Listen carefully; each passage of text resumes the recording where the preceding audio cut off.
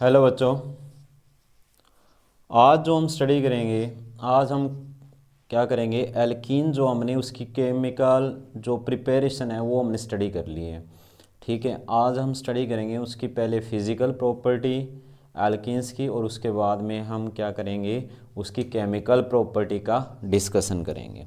ठीक है, तो फर्स्टली हम कर रहे हैं फिज़िकल प्रॉपर्टी ऑफ एल्कीन्स। क्या है? Physical properties of alkenes.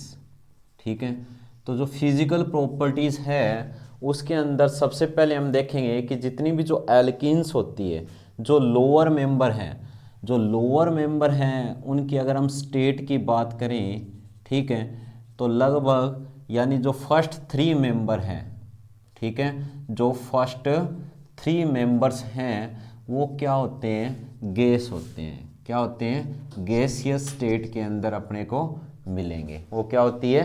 Gases होती है। और उसके बाद 5 to 18 जो इसके मेंबर्स दिए हुए हैं वो क्या है, एल्कीन्स के अंदर हमें लिक्विड स्टेट के अंदर मिलते हैं।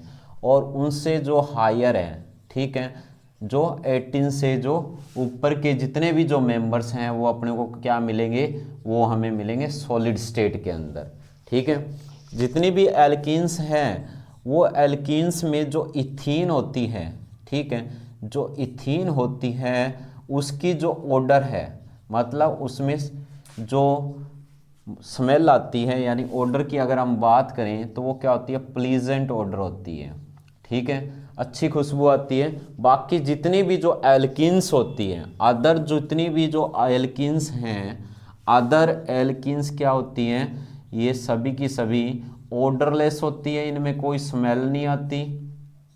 ठीक है, और टेस्टलेस भी होती हैं। ठीक है, तो ये हो गई इसकी फिजिकल स्टेट। उसके बाद हम बात करते हैं किसकी, इसकी सॉल्युबिलिटी की बात करते हैं। ठीक है, किसकी बात करेंगे, सॉल्युबिलिटी की।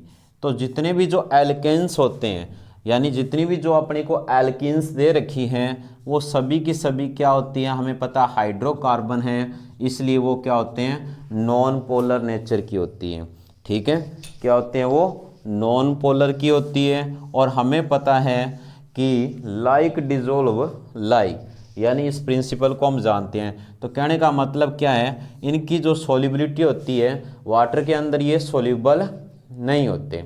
ठीक है, जो नॉन पोलर सॉल्वेंट है, जैसे कि अपने को बेंजीन दे रखी है, ठीक है, पेट्रोलियम ईथर दे रखा है, ठीक है, कार्बन टेट्रा क्लोराइड्स दे रखी है, इनके अंदर क्या होती है, ये सॉल्युबल होती है। ठीक है, उसके बाद जो नेक्स्ट फिजिकल प्रॉपर्टी हम देखें तो अपने को दी है बॉइलिंग पॉइंट। तो एल्कीन्स में क्या है, जो बॉइलिंग पॉइंट्स हैं वो जैसे जैसे नंबर ऑफ कार्बन एटम्स क्या होंगे, नंबर ऑफ कार्बन एटम्स जैसे जैसे इंक्रीज होंगे वैसे वैसे जो बॉइलिंग पॉइंट है वो भी क्या होगा, इंक्रीज होगा। क्योंकि जैसे मॉलिक्यूलर मास बढ़ेगा वैसे वैसे क्या होता है, वंडरवाल फोर्स ऑफ अट्रैक्शन जो होती है वो भी बढ़ती जाती है। तो इससे क्या होगा, इसका जो बॉइलिंग पॉइंट होगा वो भी क्या होगा, इंक्रीज होगा। जैसे सक्सेसिव मेंबर में CS2 यूनिट का एडिशन होता है, ठीक है, CS2 यूनिट जैसे जैसे जुड़ती जाएगी वैसे वैसे क्या है, 20 से लेके 30 केल्विन तक क्या है, टेम्परेचर इंक्रीज होता रहेगा, मतलब बॉइलिंग पॉइंट बढ़ता रहेगा। सेम इसके अंदर भी वही अपने को जो हमने एल्केन्स के अंदर स्टडी किया था, कौन सा, हमने इवन ओड का केस देखा था। इवन नंबर में क्या होते हैं, हमें पता है जब कार्बन होते हैं तो वो सिमेट्रिकल होता है, तो उसकी जो पैकिंग होती है वो अच्छी होती है। और ओड में यानी वो अनसिमेट्रिकल रहते हैं तो मतलब उनकी पैकिंग अच्छी नहीं होती, तो उनका जो बॉइलिंग पॉइंट है उसमें इतना ज़्यादा इंक्रीज देखने को नहीं मिलेगा। तो ये थी फिजिकल प्रॉपर्टी। ठीक है, उसके बाद अगर हम देखें तो जो एल्कीन्स होती हैं, ठीक है, एल्कीन्स के अंदर हमें दिया गया है कि किस टाइप की केमिकल रिएक्शन होती है। ठीक है, एल्कीन्स के अंदर अगर हम देखें तो केमिकल रिएक्शन में कौन सी होगी, जैसे अपने को एक एग्जाम्पल दिया है, जैसे ये अपने को कोई भी एल्कीन्स दे रखी है, ठीक है, और इस एल्कीन के अंदर कोई XY मॉलिक्यूल का एडिशन होना है, ठीक है, या सब्स्टिट्यूशन आना है, वो देखना है। तो जो एल्कीन्स होती है इसके अंदर हमने स्टार्टिंग में देखा था कि इसमें क्या होते हैं, loosely bound pi electrons present होते हैं। तो इसका मतलब इनमें रिएक्शन तो होगी कौन सी, इलेक्ट्रोफिलिक, ठीक है, यानी क्या होगी, इलेक्ट्रोफिलिक होगी, चाहे वो इलेक्ट्रोफिलिक सब्स्टिट्यूशन हो और चाहे वो इलेक्ट्रोफिलिक क्या हो, एडिशन हो। क्योंकि जो इलेक्ट्रोफाइल है वही क्या करेगा, इन लूजली बाउंड जो पाई इलेक्ट्रॉन्स है इनको क्या करेगा, गेन करने के लिए इनके ऊपर क्या करेगा, अटैक करेगा। तो मतलब दो ही कंडीशन है। अगर इसमें क्या होती है, ये कह रहा है कि अगर इसमें क्या होती है, सब्स्टिट्यूशन रिएक्शन होती है, मान लो ये अपने को इथीन दे रखी, अगर इसमें सब्स्टिट्यूशन होती है तो हमें पता है कि ये किसी को रिप्लेस करके वहाँ पे जुड़ेंगे, ठीक है। तो यहाँ पे इसने बताया कि अगर सब्स्टिट्यूशन हो रही है, ठीक है, तो इसमें क्या हुआ कि पहले जो कार्बन हाइड्रोजन बॉन्ड था वो टूट गया और उसकी जगह अब क्या बन गया, कार्बन हेलोजन बॉन्ड बन गया। मतलब एक बॉन्ड टूटा है उसके साथ ही वैसा ही बॉन्ड बन गया है किसी एटम को रिप्लेस करके, ठीक है। तो इस केस के अंदर जो एनर्जी का जो अगर आप देखोगे जो हमें देखने को मिलता है एनर्जी का जो वेरिएशन वो क्या होता है, सेम होता है, उसका इतना कोई ज़्यादा इंपॉर्टेंस अपने को देखने को नहीं मिलेगा। जितनी एनर्जी हमें बॉन्ड तोड़ने के लिए चाहिएगी उतनी ही क्या होगी, लगभग बॉन्ड फॉर्मेशन के दौरान रिलीज होगी, कोई ज़्यादा डिफरेंस देखने को नहीं मिलेगा। बट अगर इसमें एडिशन रिएक्शन होती है तो हम देखते हैं कि इसमें क्या होता है, जो डबल बॉन्ड था यानी एक अनसैचुरेटेड कंपाउंड था उससे क्या बन गया, एक सैचुरेटेड कंपाउंड बन गया। तो इस केस के अंदर जो एनर्जी का जो केस अपने को देखने को मिलता है उसका बहुत ज़्यादा इम्पोर्टेंस मिलेगा। मतलब इस केस में एनर्जी बहुत ज़्यादा रिलीज होगी, इसलिए हम कह सकते हैं कि जो एल्कीन्स होती है उसके अंदर इलेक्ट्रोफिलिक एडिशन रिएक्शन होगी, ना कि वो जल्दी से सब्स्टिट्यूशन रिएक्शन करेंगे। सब्स्टिट्यूशन होगी बट कोई स्पेशल कंडीशन के अंदर ही होगी, ठीक है। तो अब इसमें देखते हैं हम जो केमिकल रिएक्शन हो रही है उनमें हम स्टडी करेंगे क्या, एडिशन रिएक्शन, ठीक है। तो सबसे पहले हम कौन सी रिएक्शन शुरू करेंगे, केमिकल रिएक्शन के अंदर अगर हम एल्कीन्स में देखें तो अपने को दे रखी है क्या, एडिशन रिएक्शन, ठीक है। तो हम केमिकल रिएक्शन या केमिकल प्रॉपर्टी स्टडी कर रहे हैं। तो केमिकल रिएक्शंस के अंदर देखो हम स्टडी करेंगे सबसे पहले एडिशन रिएक्शन, कौन सी करेंगे, एडिशन रिएक्शन, ठीक है। उसके बाद जो हम स्टडी करेंगे वो हम करेंगे ऑक्सीडेशन रिएक्शन, ठीक है, क्या करेंगे, ऑक्सीडेशन रिएक्शन। और उसके बाद हम स्टडी करेंगे इसमें पॉलीमराइजेशन रिएक्शन, पॉलीमराइजेशन रिएक्शन यानी पॉलीमर जो बनेगा, ठीक है। तो अगर इसके अंदर देखें तो जो एल्कीन्स होती है उसके अंदर हमने देख लिया कि एडिशन रिएक्शन होती है और एल्कीन्स के अंदर इलेक्ट्रोफिलिक एडिशन रिएक्शन होती है। तो जितनी भी जो एडिशन रिएक्शन होगी, ठीक है, या ये जितनी भी केमिकल रिएक्शन होती है उनमें या तो क्या होता है, आयनिक इलेक्ट्रोफिलिक एडिशन रिएक्शन होती है। क्या होती है वो, आयनिक इलेक्ट्रोफिलिक एडिशन रिएक्शन देखने को मिलेगी, या अपने को मिलेगी यहाँ पे फ्री रेडिकल जो एडिशन रिएक्शन कुछ केसेस में मिलेगी, ठीक है, फ्री रेडिकल एडिशन रिएक्शन देखने को मिलेगी। कुछ एक स्पेशल कंडीशन के अंदर फ्री रेडिकल सब्स्टिट्यूशन रिएक्शन भी देखने को मिलेगी। तो एडिशन रिएक्शन के अंदर हम सबसे पहले जो स्टडी कर रहे हैं वो क्या है, एडिशन ऑफ हाइड्रोजन, ठीक है। क्या स्टडी कर रहे हैं, एडिशन ऑफ हाइड्रोजन। हाइड्रोजन का हम एडिशन देखेंगे किस तरह हो गया, हमने पहले स्टडी किया है, ठीक है, एल्केन की प्रिपरेशन में। तो हाइड्रोजन का जो एडिशन होता है उसको हम बोलते हैं कैटालाइटिक, यानी कैटलिस्ट की प्रेजेंस के अंदर क्या होता है, हाइड्रोजन का कोई भी जो एल्कीन्स हैं उनके अंदर क्या होगा, एडिशन होगा और अपने को क्या मिलेगा, एल्केन मिलेगा। मतलब हाइड्रोजन के एडिशन क्या होगा, कैटालाइटिक जो एडिशन है, यानी इसको हम बोलेंगे कैटालाइटिक हाइड्रोजिनेशन।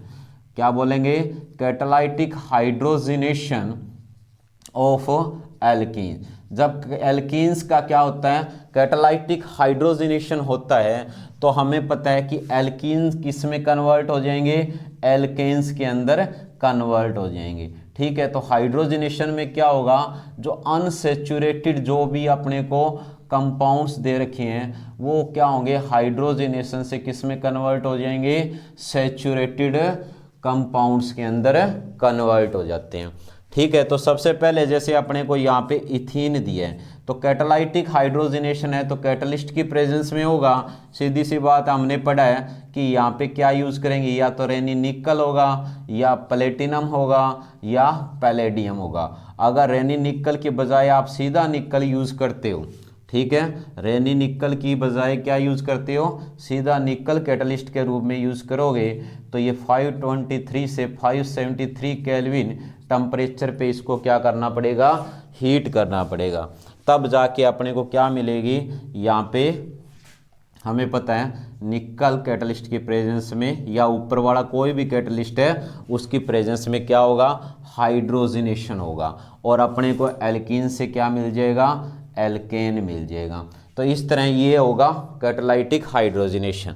ठीक है। आप कितने भी एग्जाम्पल उठा सकते हो, तो एल्कीन में जितने भी जो डबल बॉन्ड है वो क्या हो जाएंगे, किस में कन्वर्ट हो जाएंगे, सिंगल बॉन्ड के अंदर कन्वर्ट हो जाएंगे।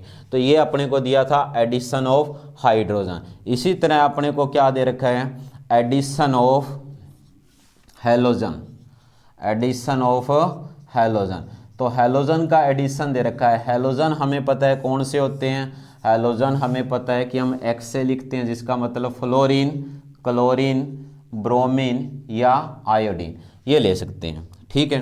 तो यहाँ पे इसने बताया कि जैसे ही हेलोजन का एडिशन होगा तो हमें पता है कि जब एल्कीन के अंदर हेलोजन का एडिशन होगा तो एल्कीन से अपने को क्या मिलेगा, एल्कीन किसके अंदर कन्वर्ट हो जाएगी, जब हेलोजन का एडिशन होगा तो आप बोलोगे कि ये कन्वर्ट हो जाएगी 1,2 डाई हेलो एल्केन। ठीक है, डाई हेलो एल्केन, या आप इसको बोल सकते हो विसिनल, जो डाई हैलाइड्स है या विसिनल हैलाइड्स है उसके अंदर क्या हो जाएगी, ये कन्वर्ट हो जाएगी।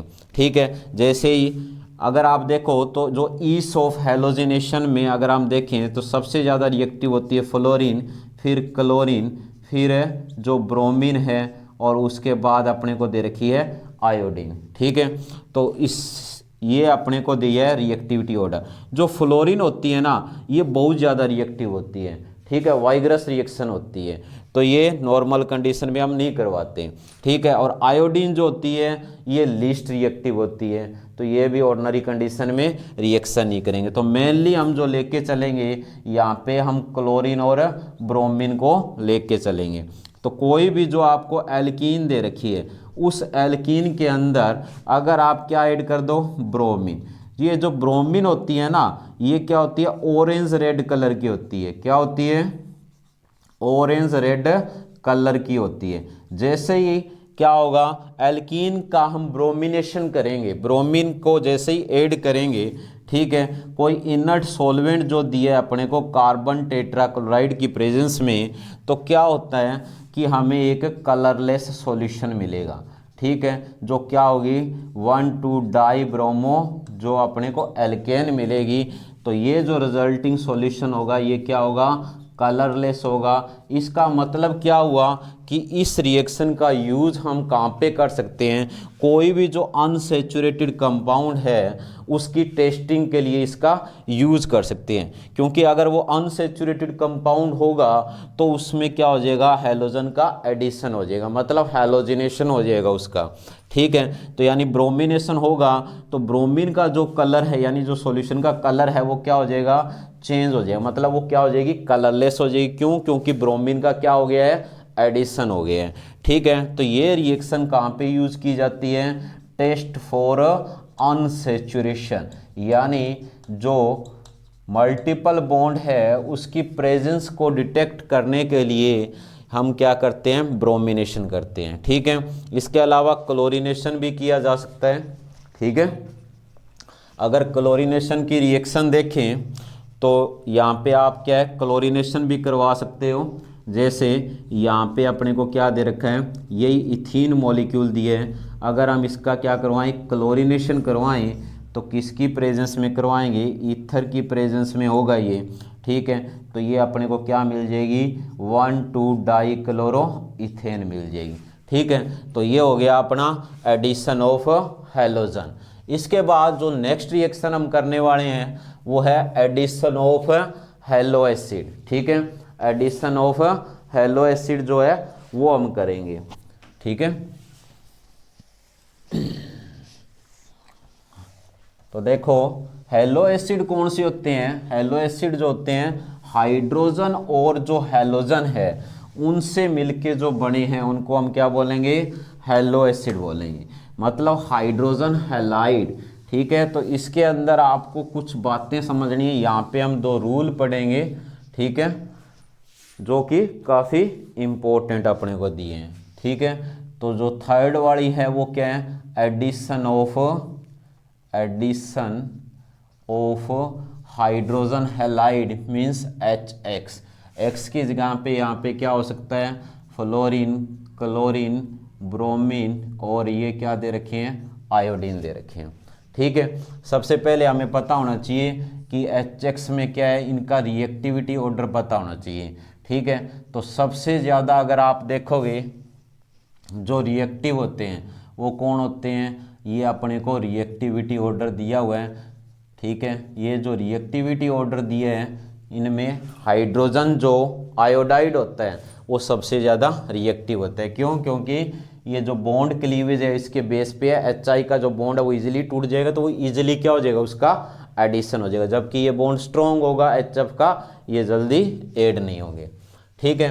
तो ये देखो एडिशन ऑफ हाइड्रोजन हैलाइड, तो एल्कीन्स के अंदर जैसे ही हाइड्रोजन हैलाइड का क्या होता है, एडिशन होता है HX का, तो अपने को क्या मिलेगा, हमें मिलेंगे क्या, हेलो एल्केन, यानी मोनो हेलो एल्केन्स मिलेंगे, ठीक है। या आप कह सकते हो क्या मिलेंगे, हेलो एल्केन्स मिलेंगे, ठीक है। यानी कहने का मतलब जो हैलोजन है वो इसके अंदर क्या हो जाएगा, ऐड हो जाएगा। जैसे अपने को क्या दे रखी है, इथीन दे रखी है, ठीक है, और इथीन के अंदर हम क्या करते हैं, HCl का एडिशन करवाएं, ठीक है।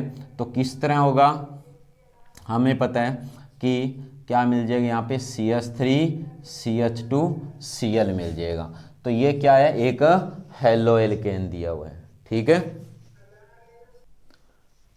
ठीक है। इसके बाद जो अपने को दिए है ये कह रहा है कि जो एल्कीन्स होती है ना उसके अंदर जो हाइड्रोजन हैलाइड है, ठीक है, उनका जो एडिशन अगर हम देखेंगे तो एल्कीन जो हम लेके चलते हैं ये 2 तरह की होती हैं, ठीक है। तो हमें पता है कि एल्कीन्स के अंदर हमें 2 तरह से एल्कीन देखने को मिलती है, एक तो होती है सिमेट्रिकल एल्कीन, कौन सी होती है, सिमेट्रिकल एल्कीन, ठीक है, और दूसरी होती है अनसिमेट्रिकल एल्कीन, ठीक है। तो जो सिमेट्रिकल एल्कीन्स होती है ना उसमें क्या होता है, हमें पता है जो कार्बन कार्बन के बीच में ये डबल बॉन्ड दिए है, इसके दोनों साइड क्या होते हैं, हमें क्या मिलेंगे, same number of carbon atom मिलेंगे, वो तो क्या होगी, सिमेट्रिकल एल्केन होगी। जबकि अनसिमेट्रिकल एल्कीन जो होती है ना उसके अंदर हमें क्या मिलेंगे, हमें जो डिफरेंट कार्बन एटम अगर मिले, यानी हम कह दें कि जो एल्कीन अपने को मिल रही है डबल बॉन्ड अगर उसका देखें तो उसकी साइड के अंदर क्या होगा, डिफरेंट नंबर ऑफ क्या होंगे, कार्बन एटम होंगे, ठीक है। जैसे ये अपने को दिए, ये एक सिमेट्रिकल एल्कीन दिए।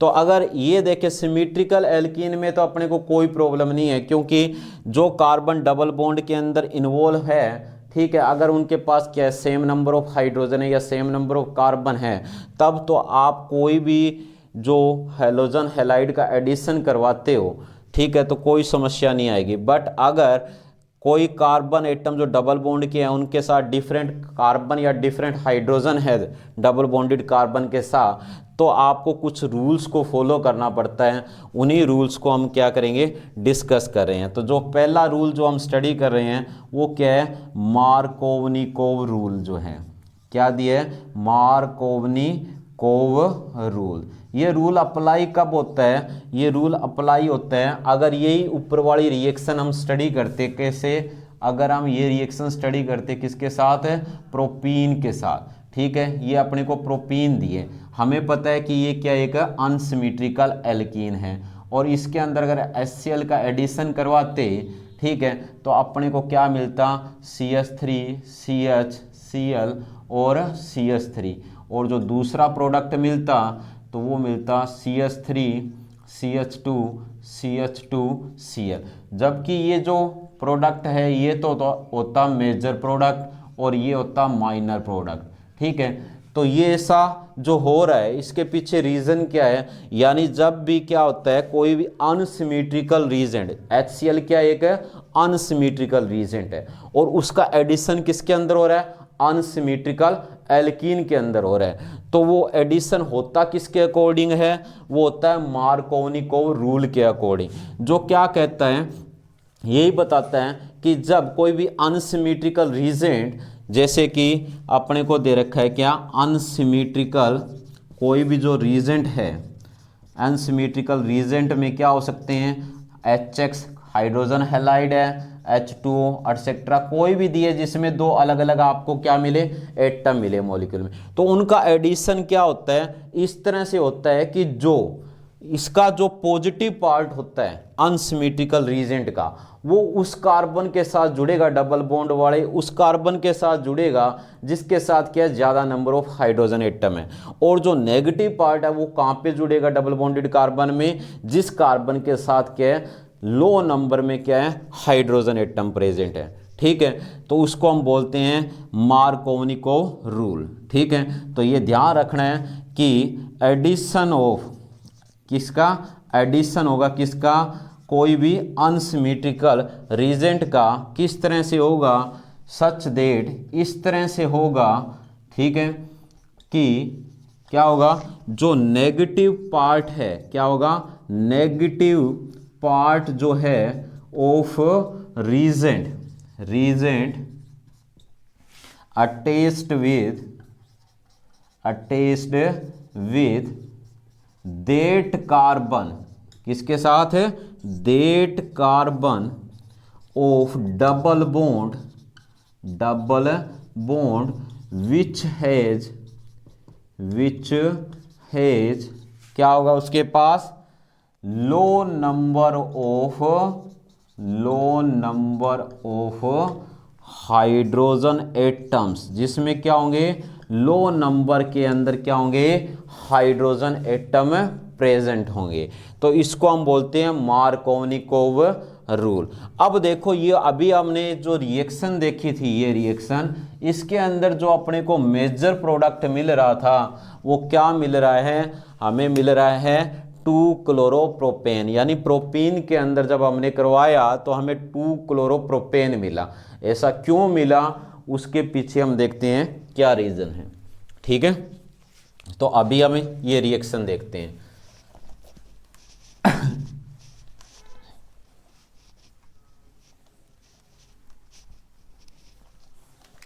तो यहाँ पे देखो हम एग्जाम्पल लेके चलते हैं किसका, प्रोपीन का ही, ठीक है। ये अपने को क्या दे रखी है, यहाँ पे प्रोपीन दे रखी है, CH3 CH double bond CH2।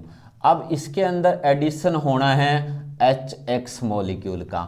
हमने मार्कोनी रूल पढ़ा है जो क्या कहता है कि जो मॉलिक्यूल का नेगेटिव पार्ट, ठीक है, कहाँ पे जाके ऐड होगा, डबल बॉन्ड के उस कार्बन से जाके ऐड होगा जिसके साथ क्या है, लो नंबर के अंदर क्या है, हाइड्रोजन एटम प्रेजेंट है, ठीक है। तो ये देखो ये इसके साथ जाके ऐड होगा क्यों, वो देखो ये कह रहा है कि जैसे ही अगर हम इस रिएक्शन को देखें तो इसके अंदर हमें दो प्रोडक्ट मिल सकते हैं। दो प्रोडक्ट कौन से मिल सकते हैं, ये कह रहा है कि अगर क्या होता है, ये जो हाइड्रोजन है अगर कहाँ पे जुड़ जाए, हाइड्रोजन की भी दो पॉसिबिलिटी है, इस साइड या इस साइड, ठीक है। डबल बॉन्ड में इस कार्बन के साथ भी जुड़ सकता है, जैसे इसको फर्स्ट कार्बन बोल दिया, और ये क्या हो गया, सेकंड, ठीक है। इन दोनों में से किसी एक के साथ है जुड़ सकता है। अगर हाइड्रोजन कहाँ पे जुड़ता है, सेकंड हाइड्रोजन, अगर हम देखें सेकंड कार्बन एटम पे जुड़ता है तो हमें क्या मिलेगा, हमें मिलेगा CH3 CH और CH3, तो यहाँ पे क्या आ जाएगा, पॉजिटिव चार्ज आ जाएगा, ठीक है। तो ये केस देखने को मिलेगा। अगर यहाँ पे ये कह रहा है हाइड्रोजन कहाँ पे जुड़ रहा है, फर्स्ट कार्बन एटम के साथ जुड़ रहे हैं, ठीक है, तो मतलब इस कार्बन के साथ जुड़ रहा है, तो अपने को क्या मिलेगा, CH3 CH2 और CH2 पॉजिटिव। तो आपने रिएक्टिव इंटरमीडिएट स्टडी किए थे, ठीक है, तो उसके अंदर आपने देखा था कि ये आपको 2 कार्बोकेटाइन मिल रही हैं, ठीक है। इन दोनों में से कौन सा कार्बोकेटाइन ज़्यादा स्टेबल होगा, हमें पता है ये कार्बोकेटाइन क्या होगा, ज़्यादा स्टेबल होगा। इसलिए हम बोलेंगे जो भी नेगेटिव पार्ट्स वाला मॉलिक्यूल है वो क्या है, जो ज़्यादा स्टेबल कार्बोकेटाइन है उसके साथ आके जुड़ेगा, ठीक है, और हमें क्या देगा, मेजर प्रोडक्ट देगा। क्या देगा, यहाँ पे अपने को मेजर प्रोडक्ट मिलेगा ना। ये दूसरा जो है ये क्या है, माइनर प्रोडक्ट अपने को मिलेगा। तो ये उम्मीद करता हूँ ये आपको समझ में आया होगा, ठीक है। तो ये यहाँ पे होता है मार्कोवनिकोव रूल, ठीक है। इसके बाद जो नेक्स्ट जो अपने को दे रखा है वो क्या दे रखा है, वो है एंटी मार्कोवनिकोव रूल, ठीक है। तो वो इसके बाद में हम अभी देखते हैं कि इसके बाद जो नेक्स्ट अपने को दिए है वो कौन सा दिया है, anti Markovnikov rule, anti Markovnikov rule, ठीक है। ये जो रूल है ना, ये अभी हमने पढ़ा है उसका जस्ट अपोजिट है। इसको पर ऑक्साइड इफेक्ट भी बोलते हैं। क्या बोलते हैं, पर ऑक्साइड इफेक्ट, या इसको क्या बोलेंगे, ख्रास्क इफेक्ट भी बोलते हैं, ठीक है, ख्रास्क इफेक्ट भी बोलते हैं, ठीक है। तो अब देखो इसमें क्या होगा, अभी आपने जो स्टडी किया था उसका जस्ट अपोजिट है। ये कह रहा है कि जब कोई भी परऑक्साइड, ठीक है, परऑक्साइड या कैटलिस्ट परऑक्साइड की प्रेजेंस में क्या होता है, कोई भी अनसिमेट्रिकल रीजेंट का जब अनसिमेट्रिकल एल्कीन्स के अंदर एडिशन होता है तो नेगेटिव पार्ट जो है मॉलिक्यूल का वो डबल बॉन्ड के उस पार्ट से बाइंड होगा जिस कार्बन के साथ क्या है, ज़्यादा number of hydrogen atom present होंगे। तो बस यही ध्यान रखना है कि in the presence of peroxide the addition of unsymmetrical reagent to unsymmetrical alkene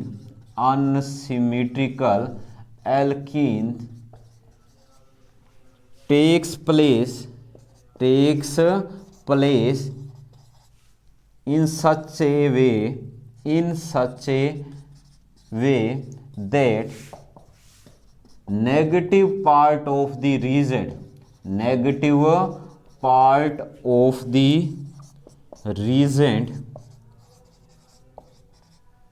bind to that carbon atom of double bond which has high number of hydrogen atoms, ठीक है। This is known as peroxide और ख्रास्क effect, ठीक है। तो ये हो गया anti Markovnikov rule. और इसको हम अभी समझते हैं कि यही रिएक्शन अगर हमें क्या दी होती, कोई पेरोक्साइड की प्रेजेंस में दी होती, ठीक है, तो ये रिएक्शन में जो हमें मेजर प्रोडक्ट मिलता वो क्या मिलता, वो एंटी मार्कोनी रूल के अकॉर्डिंग मिलता। जैसे अपने को यहाँ पे क्या दे रखी है, ये प्रोपीन दे रखी है, ठीक है, और इस प्रोपीन के अंदर हम क्या करवा रहे हैं, HBr का एडिशन करवा रहे हैं। किसकी प्रेजेंस में करवा रहे हैं, पर ऑक्साइड की प्रेजेंस में, ठीक है। तो क्या होगा, हमें क्या मिलेगी, CH3 CH2 CH2Br मिलेगा, ठीक है। ये क्या रहेगा, अपना मेजर प्रोडक्ट रहेगा, ठीक है। ये क्या रहेगा, मेजर प्रोडक्ट होगा, बस यही ध्यान रखना है। दूसरा मिलेगा वो माइनर होगा, ठीक है, ना के बराबर है। तो ये देखो ये रिएक्शन में हमें ऐसा क्यों मिला, ठीक है।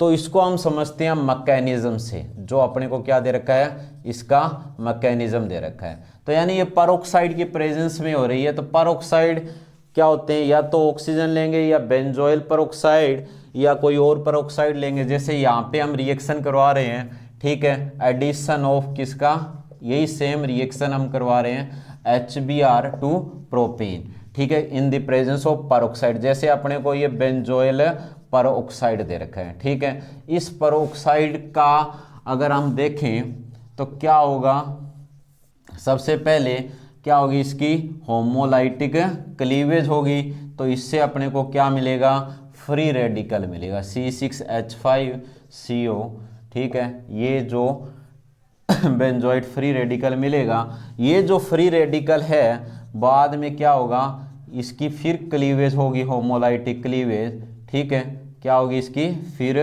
क्लीवेज होगी, तो इससे अपने को क्या मिलेगा, बेंजाइल फ्री रेडिकल मिलेगा, और यहाँ से क्या है, CO2 रिलीज हो जाए। तो ये जो मैकेनिज्म है इसके अंदर, ये जो हम स्टडी करेंगे वो करेंगे इनिशिएशन स्टेप के अंदर।